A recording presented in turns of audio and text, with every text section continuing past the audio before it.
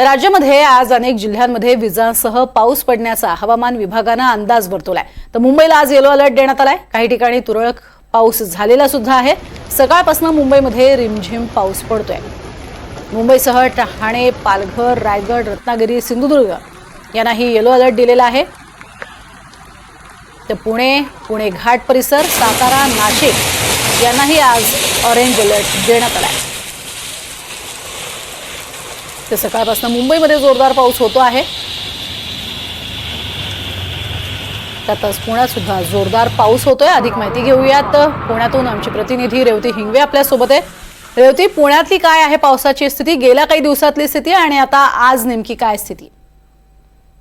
नक्कीच प्रज्ञा, आपण जसं बघतोय की गेल्या काही दिवसांपासून महाराष्ट्रातल्या विविध परिसरांमध्ये मुसळधार पाऊस होतोय। तर काही ठिकाणी वारे आहेत आणि त्याचप्रमाणे आज पुण्यामध्ये अजून तरी पाऊस झालेला नाहीये। सकाळपासून कडक ऊन पडलेलं आहे।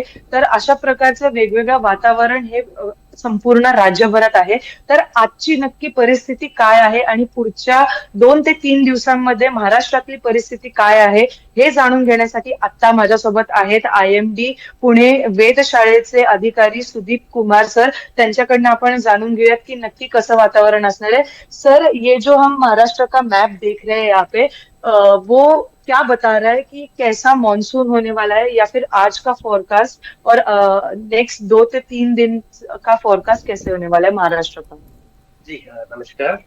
अगर आज का जो लास्ट कुछ दिनों का वेदर देखेंगे तो हमको पता चलेगा कि we can see that over the Arabian Sea, east central Arabian Sea and adjoining northwest region of the Konkan coast. तो इधर एक साइक्लोन सर्कुलेशन है 1.5 किलोमीटर लेवल, और ये एक सिस्टम है। उसके अलावा जो वेस्टर्लीज, जो अरेबियन सी से जो पश्चिम वाल है वहां से जो मॉइस्चर इंक्यूशन हो रहा है, तो इससे हमारा जो महाराष्ट्र में वी कैन सी दैट बहुत जगहों में थंडरस्टॉर्म एक्टिविटीज हो। तो मतलब ये कहना सही रहेगा कि अभी जो ऐसी परिस्थिति निर्माण हुई है कि उसकी वजह से थंडरस्टॉर्म महाराष्ट्र में होंगे अगले 2 से 3 दिनों के लिए।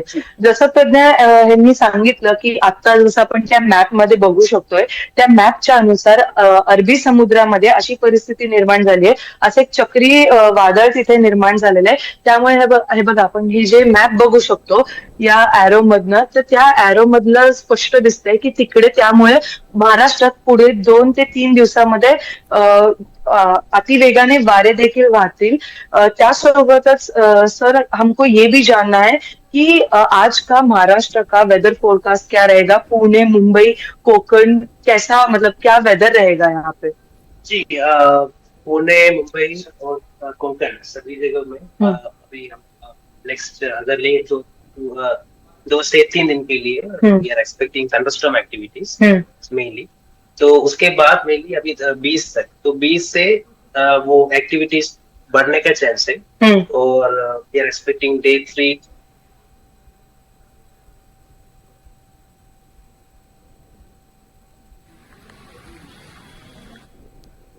also over the 20 से 22 तक। हाँ, 20 से 22 तक, और अपडेट करेंगे अभी जो लेटेस्ट फोरकास्ट से के अनुसार वो 20 के बाद 3 दिन के लिए heavy to very heavy rainfall expected है over Konkan as well as over मध्य महाराष्ट्र region।